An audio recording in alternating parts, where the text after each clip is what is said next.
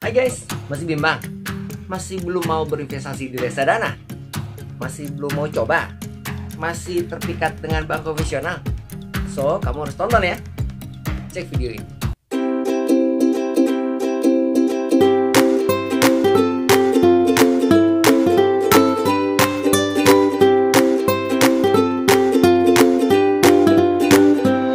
Ya guys, balik lagi di Tia Channel bersama saya Tia. Di channel ini, di channel tempatnya berbagi ilmu, info, pengalaman, dan cerita apa yang Tia alami. Kalian boleh tahu, apa yang Tia tahu kalian harus tahu. Seperti biasa di hari Rabu ya, tidak terasa kita sudah di hari Rabu lagi ya. Setiap hari Rabu kita akan belajar tentang reksadana. So stay tune terus ya, jangan kemana-mana, dukung terus channel ini agar dapat bermanfaat untuk orang banyak. Untuk kalian semua tentunya dengan cara subscribe, like, comment, dan share. Nyalakan lonceng di sebelah kanannya supaya kamu dapat info-info terupdate dari Tia Channel. So stay tune, jangan kemana-mana.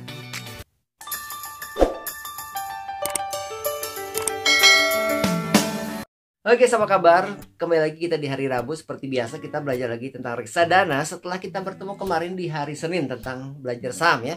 Nah sekarang kita kembali lagi ke reksadana, belajar lebih jauh, lebih dalam tentang reksadana. Pada video kali ini kita akan bahas tentang keuntungan. Keuntungan apa yang kalian peroleh, apa yang kalian dapatkan ketika kalian menabung di reksadana.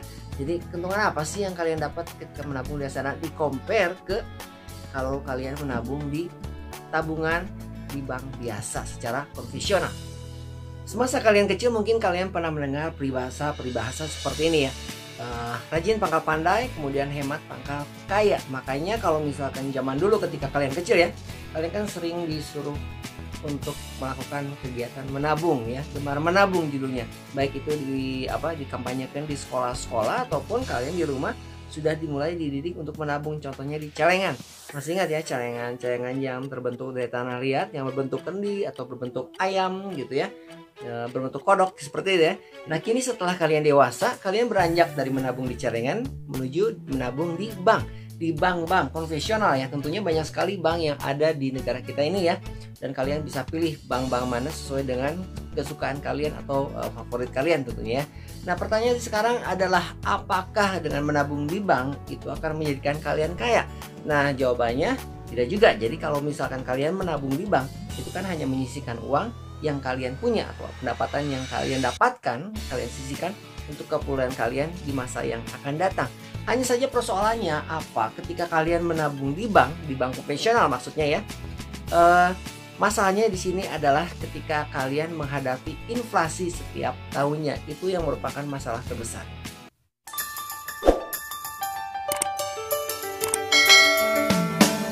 Yang harus kalian perhatikan di sini adalah ketika sebuah negara menghadapi inflasi setiap tahunnya ya, inflasi itu sekitar 6%-an ya, sekitar 6%-an per tahunnya, 6-7% mungkin ya. Nah, kalau misalkan kalian masih ingat ya, waktu dulu mungkin kalian masih ingat uang 500 ya. Ketika uang 500 itu masih ada lembaran, kemudian berubah menjadi logam, kemudian uang 1000 ya, yang juga berubah menjadi logam. Nah, lama-lama ini kan uang itu semakin kecil nilainya ya. Tahun per tahun nilai uang itu semakin kecil, apalagi dengan kenaikan barang ya. Kadang dalam satu tahun itu bahan pokok itu bisa naik 2-3 kali dalam satu tahun ya. Jadi kalian di sini harus pelajari kalau misalkan kalian menabung di bank ya, dimana di bank itu juga kalian mungkin tahu ya, di bank itu kan per bulannya ada biaya administrasi kurang lebih rata-rata ya, kalau yang saya tahu itu sekitar ya 10.000 sampai 15.000 lah ya. Jadi kalau misalkan kalian punya dana yang terbatas ya, lama-lama kalau misalkan kalian biarkan itu akan tergerus oleh biaya administrasinya itu, dan juga ada biaya pajaknya tentunya ya. Dan apabila kalian biarkan sekitar kalian tabung terus misalkan ya sampai di atas 5 tahun, atas 6 tahun, nilai uang kalian yang simpan itu tidak akan sama. Jadi misalkan kalian menabung nih, ketika kita menabung uang senilai 10 juta di tahun ini dengan uang senilai 10 juta di 10 tahun mendatang atau di 5 tahun mendatang, tentunya nilainya akan berbeda. Karena apa? Karena tadi yang saya bilang, ada inflasi yang terjadi setiap tahunnya dan juga kenaikan barang setiap tahunnya.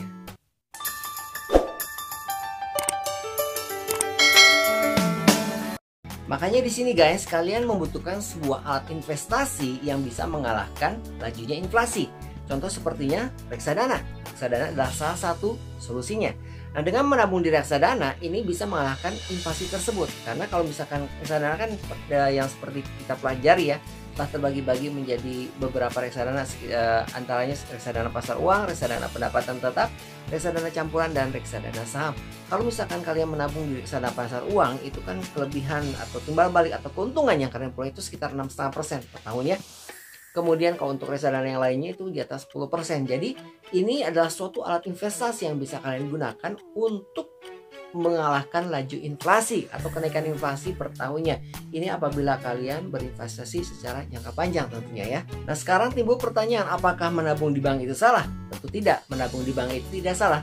Tapi kalau misalkan tujuan kalian untuk jangka panjang, tentunya lebih baik menabung atau berinvestasikan di suatu alat investasi, di instrumen investasi yang bisa mengalahkan laju inflasi yang tadi tersebut ya, sehingga nilai uang kalian di saat ini dan juga nilai uang kalian di masa yang akan datang tentunya tidak akan jauh berbeda. Nah, kalau misalkan kalian ingin menabung di bank, itu bisa digunakan sebagai dana darurat. Jadi dana yang kalian sisihkan untuk anytime, untuk kapan saja ketika kalian membutuhkannya gitu ya.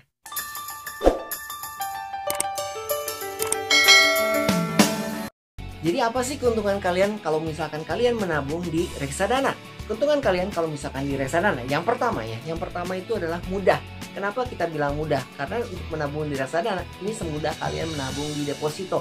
Jadi kalian tinggal tabung, tinggal kalian investasikan uangnya. Kalian tidak perlu bingung apakah uang kalian akan dikelola kemana, karena di sana akan ada manajer investasi yang akan mendiversifikasikan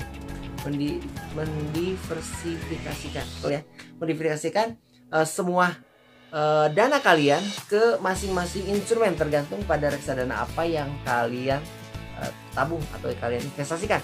Contoh, kalau misalkan kalian menabung di reksadana saham, maka si manajer investasi tersebut akan membagi-bagi dana yang kalian punya ke beberapa saham pilihan yang mereka pilih berdasarkan analisa terbaik mereka gitu ya.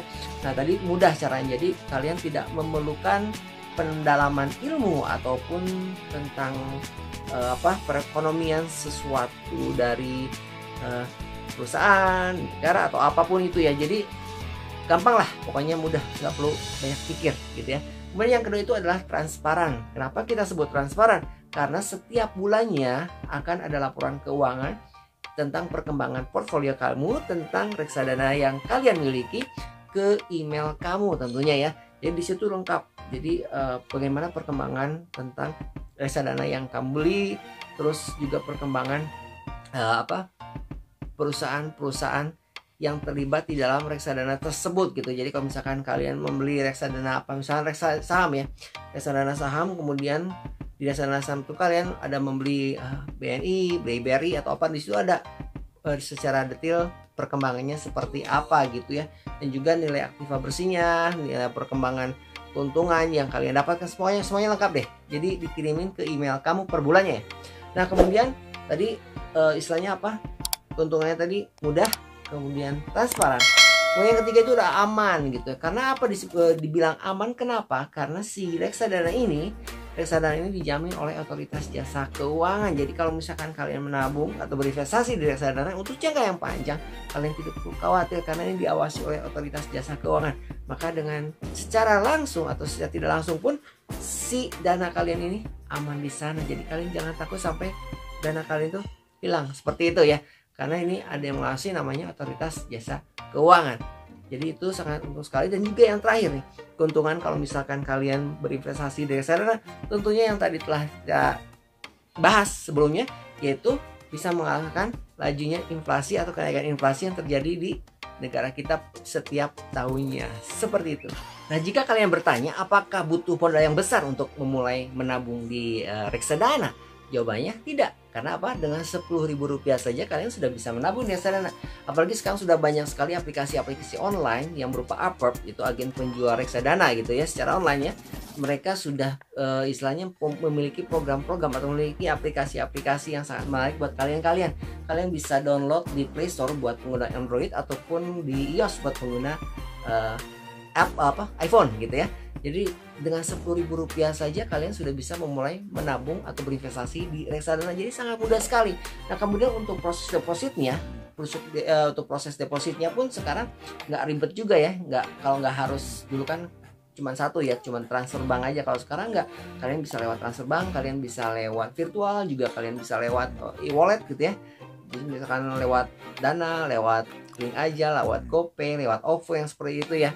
Jadi untuk masuk atau depositnya itu singkat. Jadi misalkan dalam 1 hari kalian transfer itu udah masuk ke rekening atau portfolio reksadana kamu. Hanya saja kalau misalkan kalian membelinya di siang hari atau di sore hari, mungkin akan masuk ke esokan harinya gitu ya. Dan kemudian untuk proses penarikannya, apabila kalian menjual reksadana kalian dan kalian ingin menarik uang kalian atau dana kalian menuju ke tabungan atau rekening lokal kalian, itu akan butuh waktu paling cepat 2 hari, apa yang lama 7 hari. Jadi praktis banget lah, pokoknya gampang dan mudah. Oke. Nah setelah kalian tahu akan kemudahan-kemudahan seperti ini dan kalian tahu keuntungan dari reksadana, berinvestasi di sana, kapan kalian memulai?